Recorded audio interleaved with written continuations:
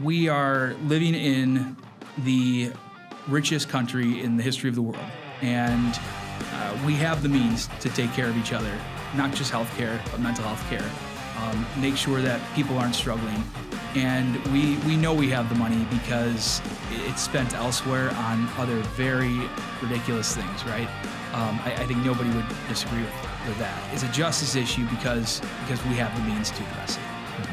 As a whole, we want to make sure that we are coming from a place of wanting to help and support each other, but we're stronger together. But we need more people speaking up and supporting. To me, I think is the most important thing that we could do, even though I get why it could be scary, but if we don't do it, what does that look like? And is that even more scarier than our current time? No matter what the issue is that you want to be an ally of, I think, don't be afraid to sacrifice. A lot of the things that we do they can be a little signaling or performative, and sometimes getting a little bit of skin in the game can be really effective.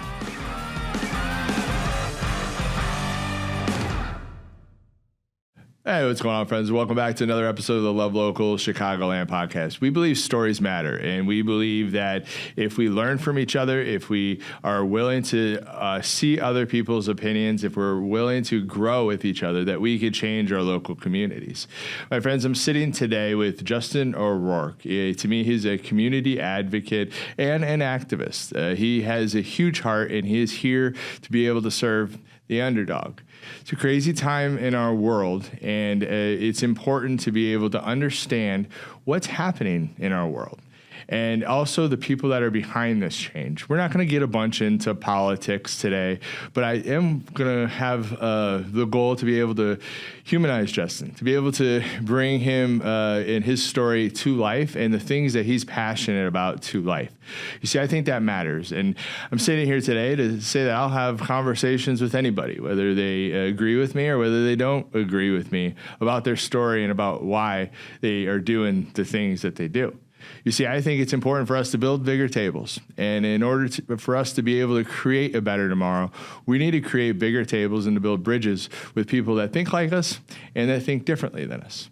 My hope today is that you get to know Justin, and you're not just seeing him around social media or seeing him around the community, but that you get to know his heart, why he's doing what he's doing, and why he's looking to be able to support things like mental health, support with being able to bring people together through rallying people on street corners to be able to support neighbors, and why he's supporting the LGBT community.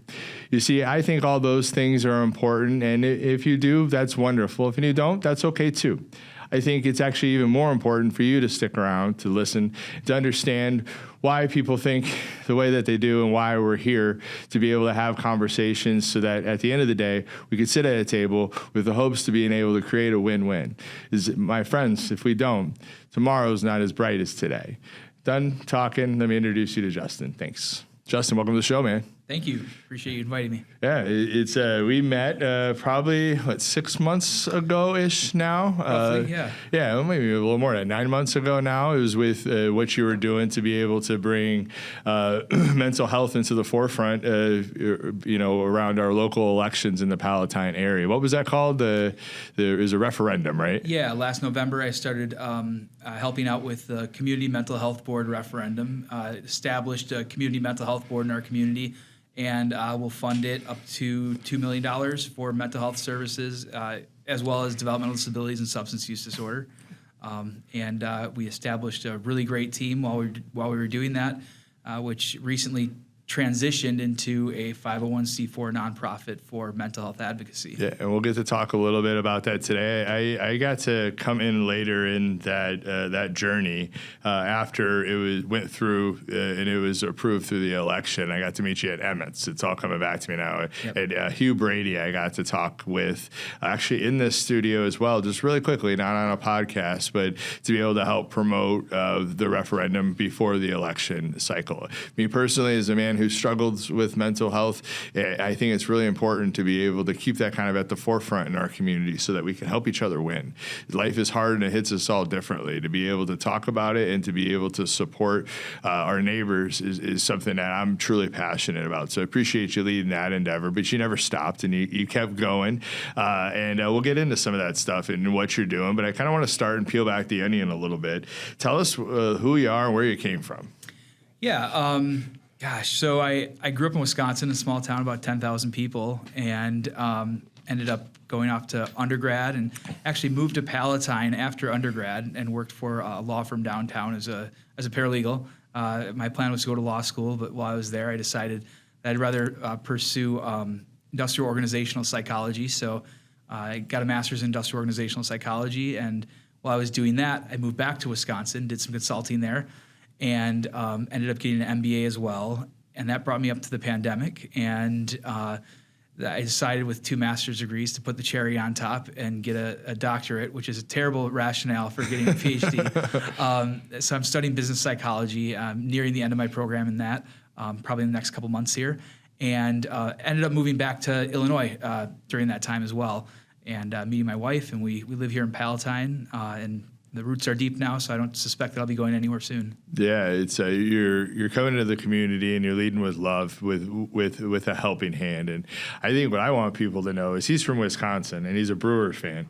And I hope this gives you hope. I'm a Cub fan, but yet we're still sitting across the table and we're having a good conversation. Now, Jason, you promised not to tell anybody about the Brewers fan. Well, you know what? It's got to be real. You know, it's showing that if people, even with a difference of opinion, can get along and have good conversation, which I think is important. But I don't like the Brewers. Well, but we won't mention the Packers season tickets then. Let's not do that, okay? I did go to my first Packers game this year, which was a very enlightening experience. So respect for that. But I don't want to put any more of that on video. So go Bears. But anyway.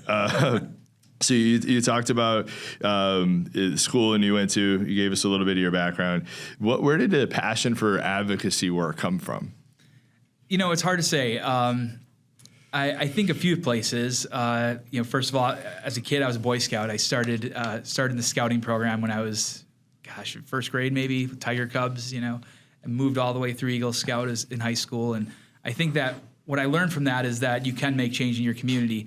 A lot of that was changed through service, but a lot of that involved engaging local government and even state government in making that change. So that I think developed a sense of comfort with that.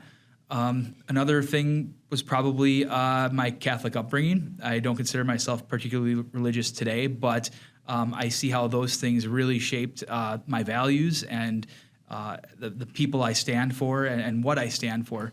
And then the other one is probably my grandpa. He was just a Union railroad engineer, Korean War veteran, and someone who had the courage to speak their mind, sometimes to the people who it was uncomfortable to speak it to. Kindest person, and just someone who lived life with conviction. Yeah, it's a strong foundation, and you talk about your grandfather, you talk about Korean War, and to me, like, my grandfather was very much a staple in my life too. That helped me get to where I was at, and I think of this time in history that we're in, and I think about the impact that the generations ahead of us had on us. And I think about the impact that we could have on the generations that are coming up in a positive light, just like our grandfathers had an impact on us. They served their country, they worked hard, and it told you what they thought, which I think is great. And then I appreciate you sharing your faith side too. And I see to me, I see faith, I think, could be a lot of things for a lot of people. But to me, baptized Catholic, too, it's very much about love. It's about standing up for injustice. It's about doing, the right things in life, especially with Catholics. It's the golden rule, right? Like, do unto others as they would want done to you. So a lot of self-sacrifice and sticking up for the people who are, the underdog, right? It's the most vulnerable among us. Yeah, amen to that. So I do want to talk a little bit about just that sense of justice from you, but what inspires you at the end of the day? What gets you going? I think art inspires me, which sounds kind of weird because I think you're probably expecting something in the advocacy space. But, I spend so much time thinking about the world in complexities and in layers and how things work together and systems that sometimes you need art just to simplify things and guide you through those complexities. So I would say art. Yeah, amen. I think art is it can be viewed in many different ways. It's the perception of art, right? And that to me, I think art is something that inspires me as well.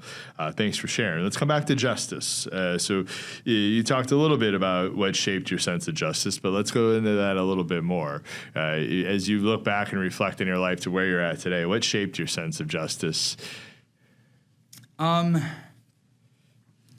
I would say those foundational things I mentioned before. I do remember in my undergraduate program, I was taking a course, and this was 2005. It was a course about terrorism and international relations, if you will, and had a professor that I really liked a lot teaching it. And at the time, a contemporary historian, Howard Zinn, came to campus, and he spoke. And I remember he said, I studied history because I cared about the world around me. And that really resonated with me. And I connected it to that political science course that I was in at the time.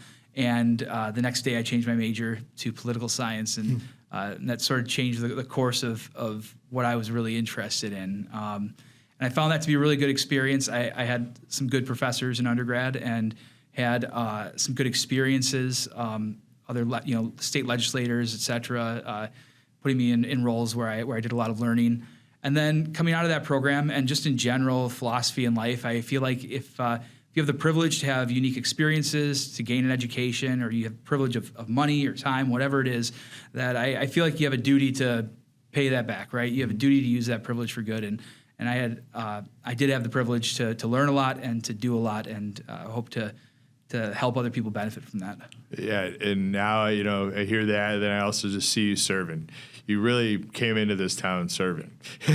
Coming from Wisconsin, you came in here to be able to serve. And what I think where we find a commonality here with Love Local and with myself personally is it's very important to be able to serve the underdog and to looked over in the community. Why do you think that's so important to be able to serve and support the underdogs? I mean, I think you and I both, we just want things to be better for people, right? Things are pretty good for you and I, and they aren't great for everybody. And if we see an opportunity, I think this is what you and I share is we have a hard time just looking away from that opportunity to help people when we know we're capable of it. So I think that's what drives me. Yeah, it's inspiring to see you kind of go with it, because it's also it's scary at times, right? There's a level of courage that has to come with that, especially in this day and age where I think it's important to be able to support the underdogs, some the looked over in their community, the not supported in our community, because at the end of the day, we're all human. So the more that we could support each other and uplift each other, the better we could be as humans, the better we could live locally, in my opinion. You've gotten your hands in a lot right now, from mental health to the LGBTQ advocacy to immigration gatherings. Let's unpack what you're building and how each of these connects to your heart for community. First question I want to talk about is around the Community Health Project. This obviously seems to be one of your biggest focuses, and now being able to build a nonprofit with it to help people understand that mental health is a community issue, not just for one individual. What is the heart and vision behind the Community Mental Health Project? Yeah. So like I said before, the Community Mental Health Project really started, it came out of that referendum campaign. And you mentioned Hugh Brady earlier. We really have to give him credit for starting that mental health board referendum campaign. He was just a local hero who's been doing mental health advocacy for way longer than I have, way longer than I've probably even existed. So credit goes to where credit's due. And the reason I'm involved is because of Hugh as well, and him allowing me to help run that campaign. So coming out of that, we had a lot of volunteers throughout that campaign, and they said, well, what now? And when people come to you and you feel like you have a sense of responsibility to give them that next step, you do it. And so we developed a 501c4 nonprofit for issue advocacy, for mental health advocacy. And we're following through on, first of all, that referendum. We want to make sure that the Community Mental Health Board that was established in the township is supported. And we want to make sure that these tax levies get issued in full going forward. So that's one of our advocacy projects. The Community Mental Health Project, it's built on 3 pillars: awareness, advocacy, and action. And the awareness portion is doing things like forums and discussions to help educate people and sort of that break the stigma thing that a lot of organizations are doing. One thing that's really important to us is that we don't just reinvent the wheel. There are a lot of people out there doing these kinds of things. We want to partner with them so that we aren't competitors of theirs. The other one is advocacy. So advocacy, once again, things like the township. We're also working on a bill that I got news earlier today is going to pass. And that bill will expand access to mental health care and substance use disorder therapy or treatment in the state of Illinois. So awesome. We're doing some advocacy work like that as well. Advocacy is our primary focus. And then action is just making sure people understand what does mental health look like at the ballot box. And they understand the records and the positions of the candidates who are running. Unfortunately, mental health has become a political issue. And the reality is that we aren't going to get better mental health policy unless we get mental health advocates into office. Yeah, amen to that. Why do you see mental health as a justice issue? I think I see much of the world through a social justice lens. But, it's like healthcare. We are living in the richest country in the history of the world. And we have the means to take care of each other, not just healthcare, but mental health care. Make sure that people aren't struggling. And we know we have the money because it's spent elsewhere on other very ridiculous things, right? I think nobody would disagree with that. But it's a justice issue because we have the means to address it. Mm-hmm. Yeah, and when you see it, you can't unsee it. Or if you're a part of it, you can't just look away. And I think the fact that we do, to me, this is my opinion, that's part of the problem in our country. If we just start thinking about other people too and how things impact other people and realize that other people might go through things that might be different than us, that might impact their mental health or something else, and then to lead with a helping hand, I think our world is just going to look like a lot better of a place. So to continue to talk about the Community Mental Health Project, what's a story that captures why this project matters so much? Yeah, so just one example that I spoke about a lot during the referendum campaign and still today is that in the state of Illinois, there's something called the PUNS wait list, and that's a wait list of people with developmental disabilities who are waiting for services. And on that wait list, in Palatine Township alone, for those who are living in Palatine Township, that's roughly 114,000 people. Just in Palatine Township alone, there's about 250 people on that wait list waiting for services. And in the state of Illinois, it's not uncommon for those people to wait 5 or more years. And there are stories of people waiting up to 10 years to receive services. So that alone just demonstrates the need for that kind of thing and the value for a community mental health board and more funding for that support. And what does that support look like? It takes a lot of different forms, but one of the examples of that support is things like in-home care. It's things like transportation, can be assistive devices, that kind of thing. So that's one of the many, many examples of why this is important. Yeah, when we focus on our mental health in our local communities and we help people get through hard times, our communities look different. They're more positive, they're more uplifting. But when there's people out there struggling and we're not supporting them and we're not putting mental health at the forefront, that's going to trickle on to other things within our community.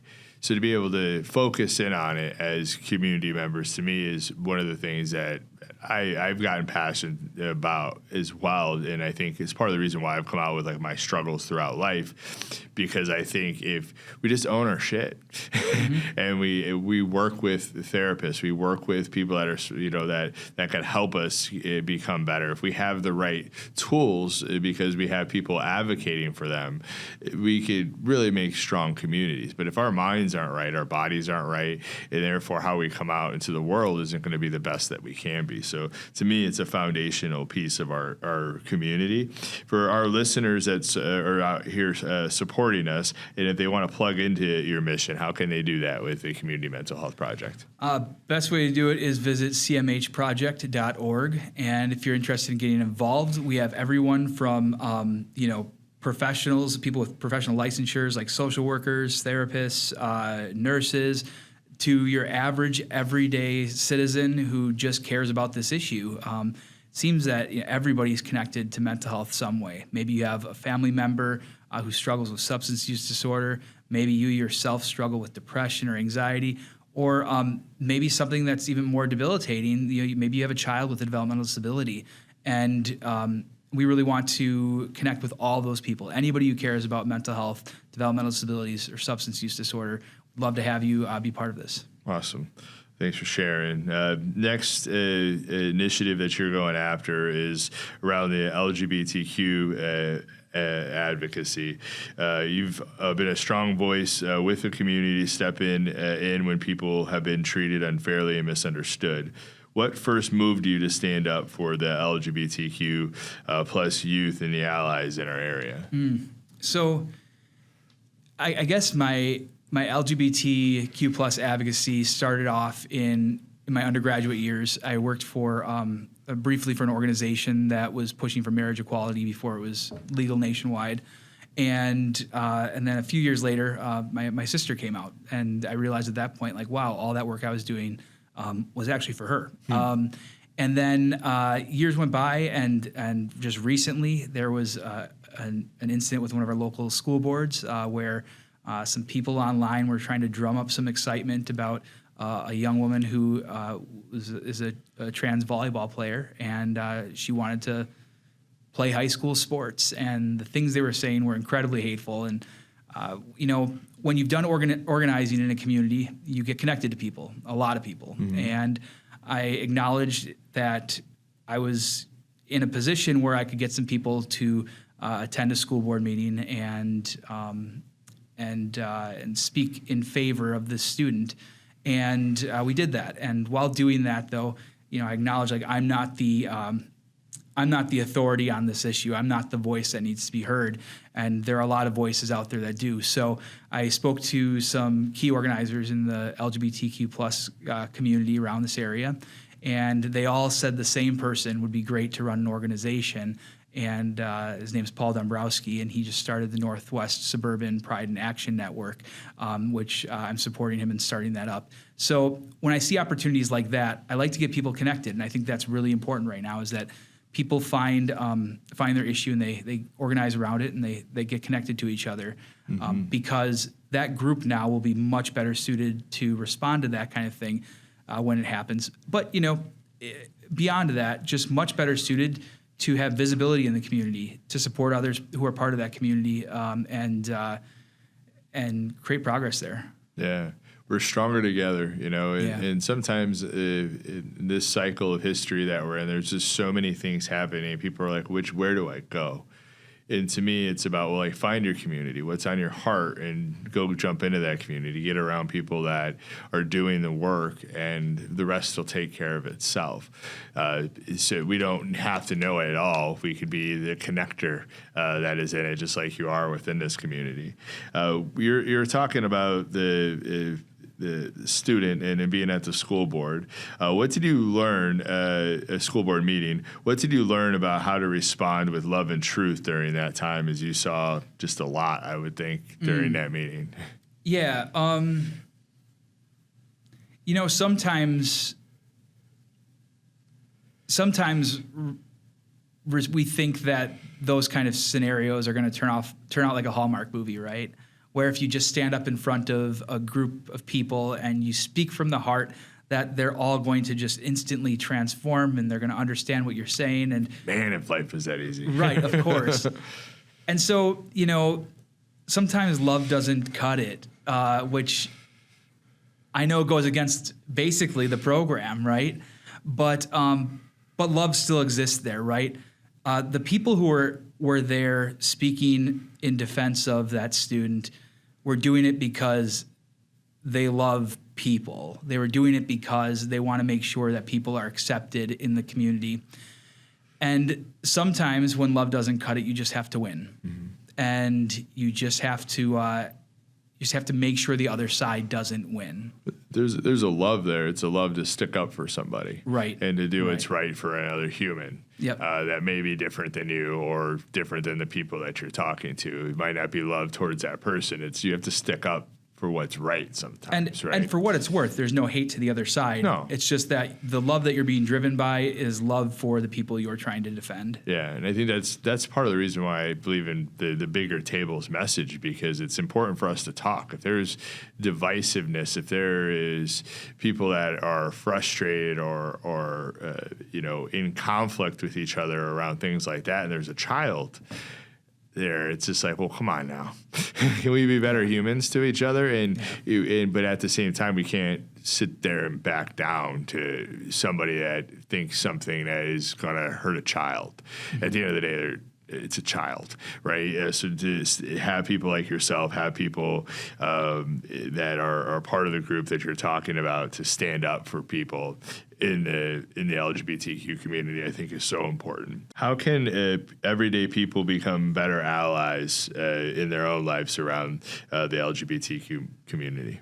Well, no matter what the issue is that you want to be an ally of, I think, don't be afraid to sacrifice. A lot of the things that we do they can be a little signaling or performative, and sometimes getting a little bit of skin in the game can be really effective. Small things, making sure that you're shopping with a LGBTQ plus business owner, or maybe if immigration is your thing, or the issue that you care about is making sure to shop at an immigrant-owned grocery store, for example, and volunteering and providing service and going back to what your strengths are, what your privilege is using that to benefit other people, not just saying, I stand for this, or posting, a little image on Facebook with a flag overlay or something. It's there's a lot that you can do on the ground that can really make an impact. So I'm hearing you say, roll up your sleeves a little bit and get into it,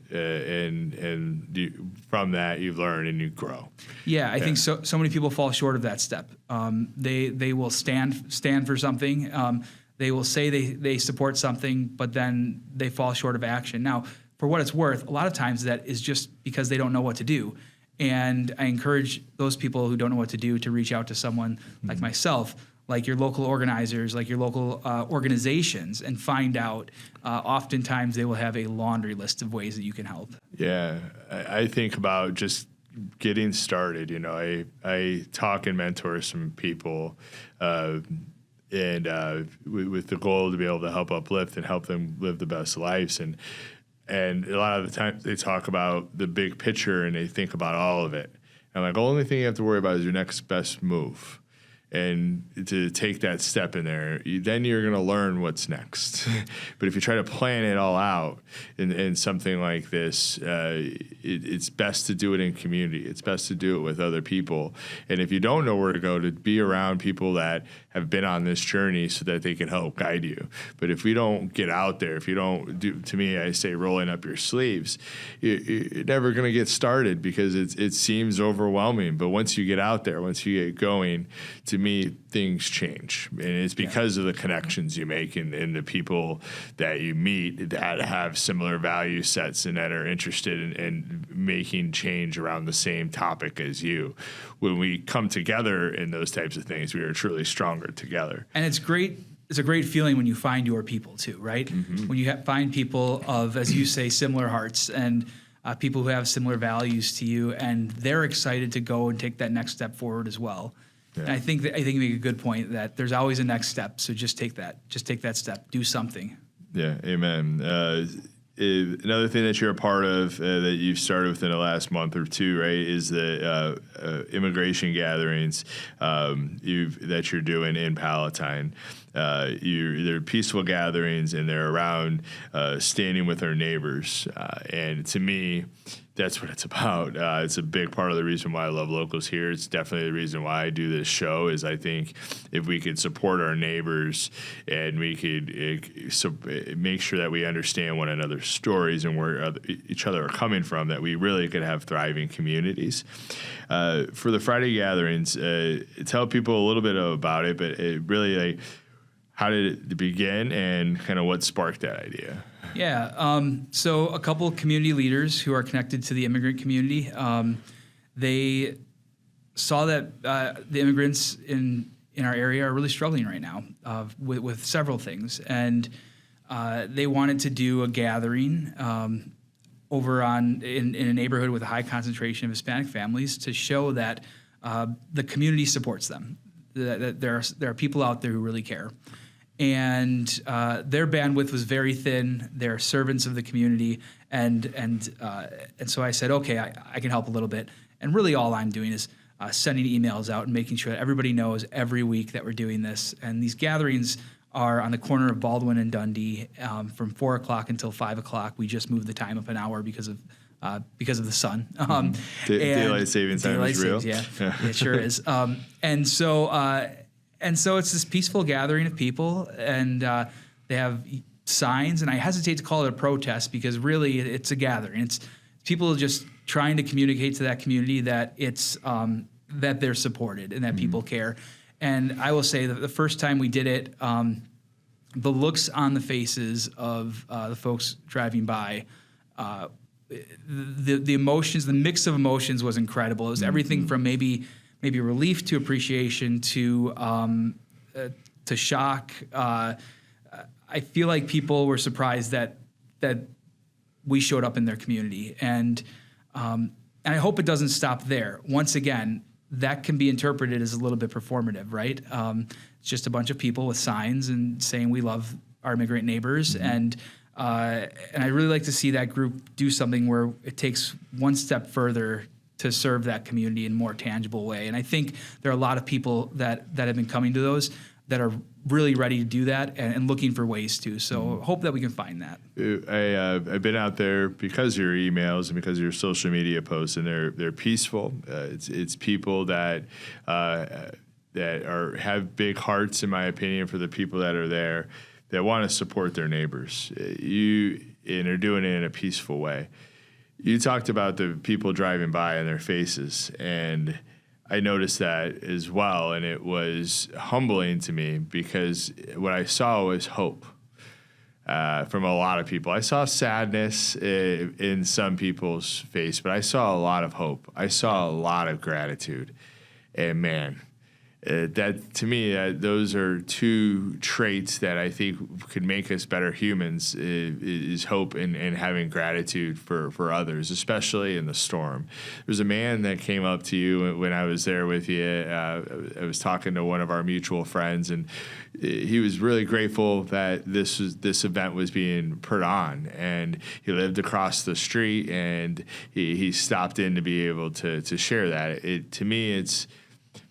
I don't know what it's like to be an immigrant. I'm here probably a fourth generation immigrant, and I do not know what it feels like to do that, to be here as an immigrant. But to feel like you belong when some of the world doesn't feel like you belong, and know that your neighbors want you to be here and that are here rooting and supporting you with love and with signs and giving you hope. There was a guy with the speakers out there, playing music, right? Or was he talking on the thing too a little bit, or it was mostly music? I feel like is what I heard. A little both. He's been there a couple weeks, okay. And a little music, little talking. Ran a podcast for a while. Yeah, So a podcaster's my type of guy, but it gives people hope. And I think locally, it's all we could do is how can we support one another? How can we help give each other hope even in hard times? And I think that's important. If somebody's looking to get a part of this gathering, where can they learn more about it? So I just have a scrappy little Gmail that I'm using for this. It's nwsolidarity@gmail.com. And if you email me there, I'll add you to the list, and you'll be in the know. Cool, awesome. We talk about your hands being in a lot, and for that I'm grateful that there's people like you that are willing to do the work to be able to stand up for the things that, in my opinion, are right for other humans within our world. And I especially in this time in history, I think that's so important. But there's a lot of people that I've talked to that there's a fear about getting involved and a fear of getting in the community because they don't know what it's like. And me and you had conversations around how finding that courage and getting around other people that are doing it could be somewhat contagious. And so I want to talk a little bit about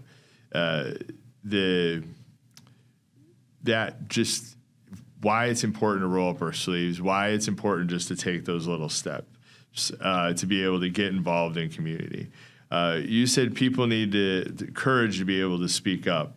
I want to lead this part of the segment, which is what gives you yours. Overconfidence? I don't know. I just think I see the need for it. What really drives me in doing all of this is that I have this belief that people need to find the courage to stand for something. Mm-hmm. There are so many good people out there who are hesitant to speak truth and just speak their mind because of what their neighbors will think, or because of what it might do to them professionally or interpersonally, whatever it is, and those are all valid concerns, but we've gotten to this point because too many good people stayed quiet. Mm-hmm. And it's time to speak your truth and whatever that is. And that overconfidence, I probably have a little of that myself. But when it comes to being able to serve the underdog, this is not everybody's ready to speak, and sometimes people are here for that reason.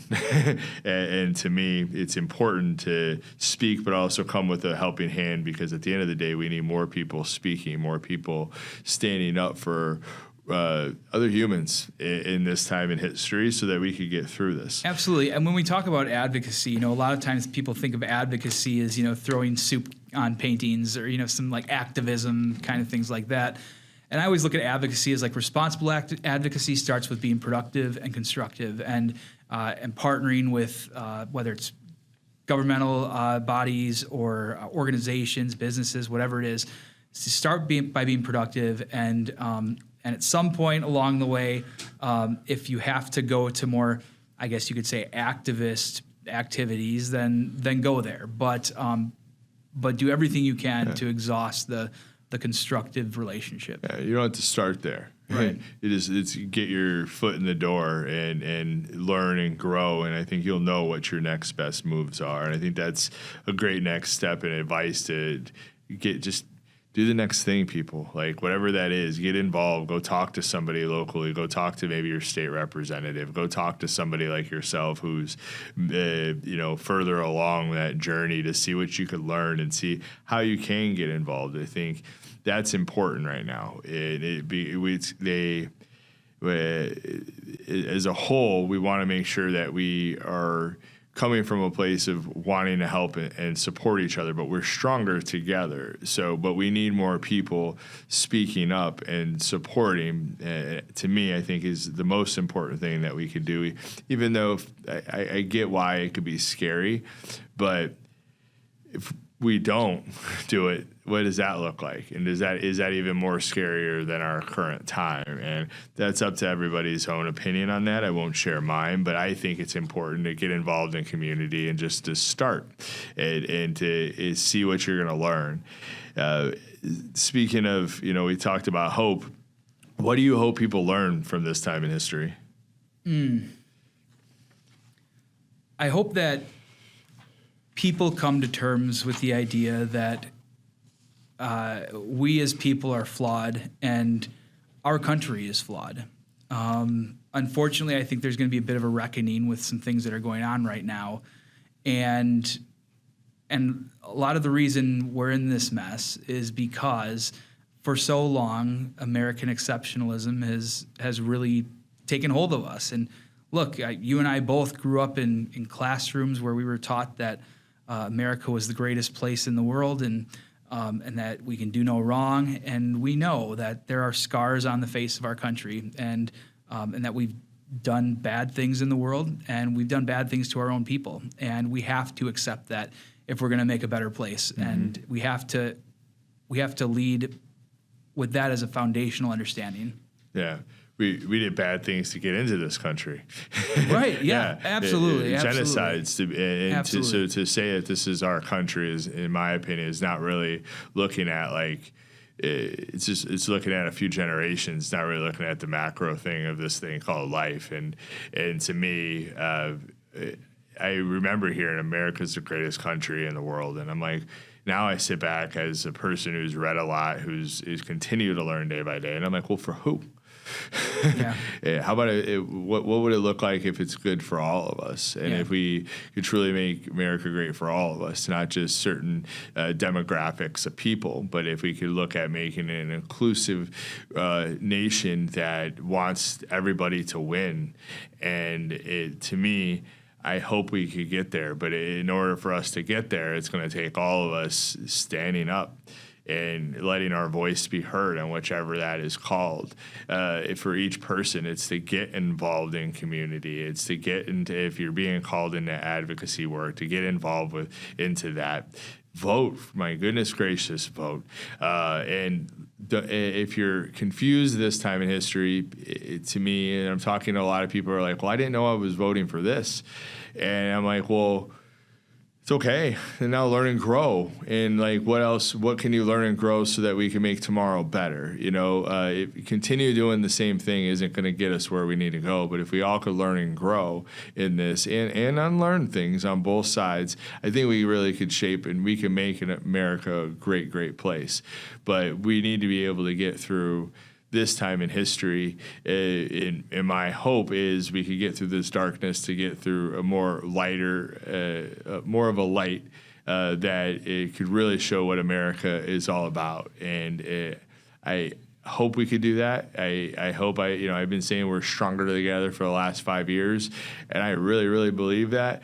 But it's this time in history we need to roll up those sleeves and come together and get involved in the communities, get involved in our niches. We're not going to be able to do everything for everybody. Not everybody has your energy to do so much things, but just to do one thing.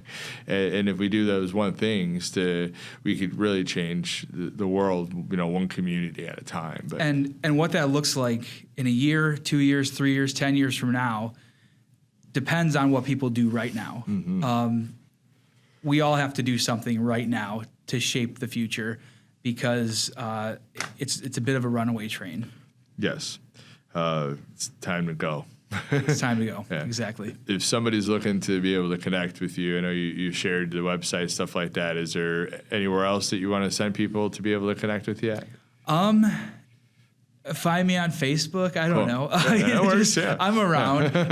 You could send an email. Best way to contact me would be through the Community Mental Health Project. You can send an email to info@cmhproject.org. Cool. Awesome, man. Well, I appreciate you coming on the show today and just having real talk.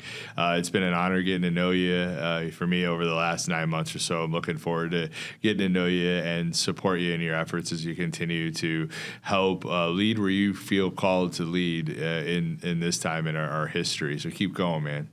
Thank you very much. Appreciate you having me. My pleasure, man. My friends, it's time we roll up our sleeves and get involved in community. And we look to talk to people that are similar than us and that are different than us so that we can seek where one another's coming from. I know people on both sides of the aisle. And what I know is that there's a lot of good people on both sides. but we're not listening to each other, and we're not seeking to understand one another. We're just looking to be able to show what our points are. I hope that getting to know Justin, getting to know his passion for getting involved with advocacy work, that you too could look to do your own part and get involved with people that are like you and that are different than you. If we want to create a better tomorrow in our world, it's important to roll up our sleeves and to be able to focus in on building win-wins with people in our community. We both think we're right. That ain't going to get us very far. But if we could learn from each other, if we could listen to each other on why we're passionate about the certain things that we're passionate about, then we could sit at a table and we could look to build win-wins. We could have a vibrant world. But if we don't, the future might not be as bright as some of us may want. And we might be one of the first generations, at least in recent history, not to leave this place better than we found it. My hope is that's not the case. I'm grateful for people like Justin who are out doing that work and leading that way and doing the advocacy work and being a connector in our community. For me, he gives me hope, and I know he inspires me to keep going. I'm here saying that I hope our conversation inspired you to roll up your sleeves in some way and to get involved in community. We're stronger together, my friends. Support local, love local. We're stronger together. Peace.